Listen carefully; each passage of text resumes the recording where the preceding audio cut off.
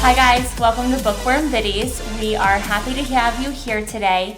As you can see, we are still social distancing, so what we have decided to do is to take you over to our other host homes where they will be sharing a little bit with you about their reading life and possibly giving you a sneak peek into their families. So today we will be taking the video over to Mrs. Tagmeyer's house where she will interview her son Jack about some of his favorite books. Take it away, Mrs. Tagmeyer. Welcome back, subscribers and friends. I'm excited to be connecting with you again for this episode of Bookworm Biddies.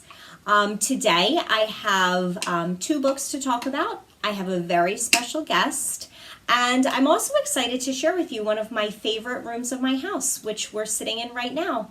Behind me is my children's library at home. I really believe, as you know, in the importance of having books in your home, of showing that you care as a reader, and talking to your kids about the things that they are reading, the things you're reading, and sharing recommendations. So that's a little hint or peek into who my special guest is and what we might be talking about. But before we get started on that, I wanted to share with you my thoughts on the book that I briefly spoke about last time that we were connected. I had been really excited to start this book, The Tattooist of Auschwitz by Heather Morris. I don't know if I told you, but historical fiction is one of my absolute favorite genres. There's so much wonderful literature out there that are based on these smaller stories that we don't even know exist until maybe they're novelized or they're fictionalized. That was what drew me to this book.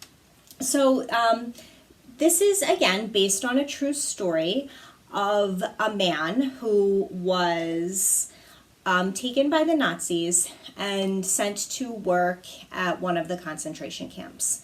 And he actually had a really privileged job while he was there. He was the prisoner who tattooed all of the other prisoners as they came into the concentration camp, which sounds really awful, but it gave him a position of power.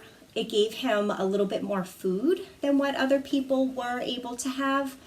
And most importantly, it made him able to connect with a prisoner that he tattooed and fell in love with. Without this connection being the tattooist, that probably would not have been possible. So he did this really awful job for a lot of years. Eventually, the camp, Auschwitz, that he was at was liberated by the Russians, and he goes on this journey, and he manages to make it back to his hometown, and most amazingly of all, he reconnects with the woman that he fell in love with when he was at the concentration camp. So a really fascinating story. It was an interesting read. I don't like to say I don't like books, but what I struggled with it was the language. It, to me, felt very much like first this happened, then this happened, then this happened. I would have expected to have a lot more emotion when I was reading such a difficult and moving story. To me, it just didn't go deep enough. I didn't really feel the people felt real enough to me to connect. I also felt that the author's use of language was a little bit strange. At one point, she had one of the prisoners use the word "gonna," which I would expect to hear in the halls of our school.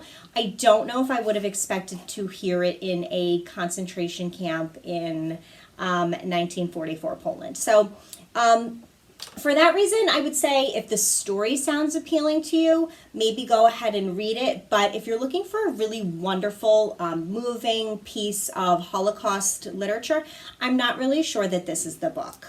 I was excited to get to the end, to tell you the truth. So, The Tattooist of Auschwitz. All right. And the book that I just started last night is a book called Parachutes, and it is by Kelly Yang.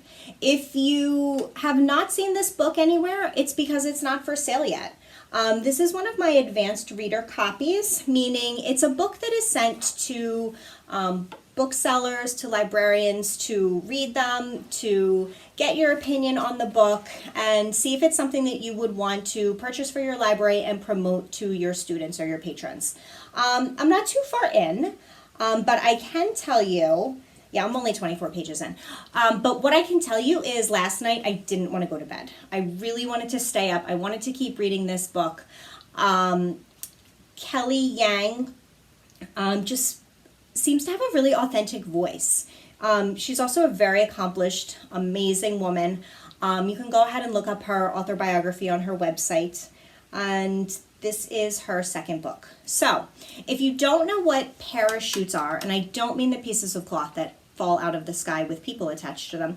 Parachutes is a term that is used to describe Chinese teenagers whose parents send them from China to attend schools in the United States. Usually they're really excellent, affluent high schools. And in this story, a girl named Claire leaves her home city of, I believe it's Hong Kong, and her family sends her to, I think, California, although again, I'm not totally positive of that. While she's there, she is connected with a host student named Danny. Again, they're in the same high school. And obviously Claire is different than everyone. She's a Chinese student in an American school. And Danny is different because unlike the other very wealthy students in the school, she doesn't have a lot of money. She works as a maid. So she's really just different from her classmates. But both of these students have, both of these girls have remarkable personalities. They seem to be going on some sort of endeavor or journey together. And I'm excited to find out what happens to them. I do know from reading the author's note, this book does touch on some pretty mature topics. I haven't read enough of it to make that judgment call for myself, but I am thinking we're probably going to be gearing this one more towards our older readers. So in the next episode, I plan to tell you what I thought about this book. Fingers crossed that I like it better than I liked The Tattooist of Auschwitz. All right. So now I'm ready to introduce you to my special guest. He's very excited to be here today. And although books are not really the topic that he would be choosing to talk about, that is what we will be discussing today. And I have a little incentive for him and for you at the end of our episode if we can get through it. All right, so come on in. Hi. So I'm going to scooch you a little bit closer to me. Okay. That way we both fit. All right. This is my son, Jack. Jack is a third grade student. And tell me, Jack, what do you think about reading, language arts, those sorts of classes? Okay. Okay. What's your favorite class? Art, by far. Art by far. What do you want to be when you grow up? YouTuber. A YouTuber, but if that doesn't work out, how do you think you would use any special talents you have? I'll be an artist. An artist, okay. Do you think your love of art has anything to do with the book that you want to recommend to our audience today? Kind of. Kind of. All right, so we're going to talk about two books today. All right, so I'm going to ask you two questions. My first question for you is, what book has your teacher, could you sit up?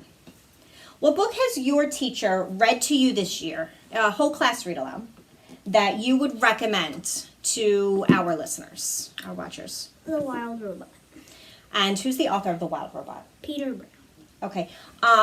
In just a few sentences, no spoilers, what is The Wild Robot about? So, it was supposed to get shipped somewhere, and it fell off the ship. What did? The box. And what's in the boxes? A robot Okay. named Ross. A robot named Roz. And she was going there, But all the other boxes with her, with robots in there, 4 others, hit the side of the island. And she went through all the parts safely, so when she hit the side, she was fine. She came out, and she could talk to animals. And were they friendly animals? Yes. And they were afraid that he was gonna eat them, but he never was. She never. You don't remember if it was he or she? That's okay. I think it was she. So without telling anybody the ending, would you say that was the plot satisfied, or did the story wrap up really well? Wrap up really well. What was the ending like? Don't tell us what happens. Just what was the ending like? How would you describe it? Plan There's a plan. that leads to a second. A second book. Do you happen to know I know we got it out of the library, the public library together, but do you remember what the title of the second book was? The Wild Robot Escapes. Sounds pretty good. All right. So Jack's 3rd grade teacher read The Wild Robot to them. He really loved it and would recommend it to you too, as would I. Again, we're a 6th grade through 12th grade library. The Wild Robot tends to be pretty popular with our RMS students. So if you've read it, I'd love to hear your thoughts. Comment below. If you have not read it and would be interested in reading it, I think that there's probably a way you could get your hands on a copy, even though we are currently closed. All right, so moving on. That was Jack's recommendation from his teacher. What book do you recommend as a reader? Something you've read independently. I Have an Awesome Friendly Kid. Now, readers might recognize this, right? Rowley Jefferson's Journal. But in case you don't, who is the Awesome Friendly Kid? Rally. Who's Rowley? From what book series? Diary of a Wimpy Kid. Which you're also working your way through this series right now, right? Yes. I've done this book. I've done this book. Hold on, hold that one up so they can see. I've done this book. He's going down for more. And my brother wanted to add some color to this book. It's like he's not even the child of a librarian. Yeah, but we've read Roderick Rules despite the coloring too. So Jack is doing something I normally would not do, which is reading the series out of order, but that's okay. We're still understanding what's going on. Diary of an Awesome Friendly Kid is whose journal? It's not Greg's. Rallies. It's Rowley's. And how does it compare to Greg's? The artwork is really different. Yeah. And Rally is afraid of a lot of things. Mm-hmm. Greg, I would say, complains in a sort of way. He kind of gets scared. He's like a whiner. Greg is a big whiner. Yeah. He always thinks that, bad things are happening to him personally, even though he gets himself into a lot of those situations. Yeah, because there's a movie for this book. I think. We love this movie in our house. We've seen it many, many, many, many times. You know what else we have seen a lot of times? Because my brother. Thomas the Train. Also a book series, but we're not going to talk about Thomas. No, all right? No. We get enough of that in our house. All right, so Diary of an Awesome Friendly Kid. If you've already made your way through the Greg Heffley series, I can't say for certain, but I am willing to bet that we're going to be seeing more of these Rowley Jefferson journals. Okay? Mm-hmm. So Jack, I have to really thank you for taking some time out of your night and doing this video with me. So Jack's dream, as he told you earlier, is to be a YouTube star. Subscribe.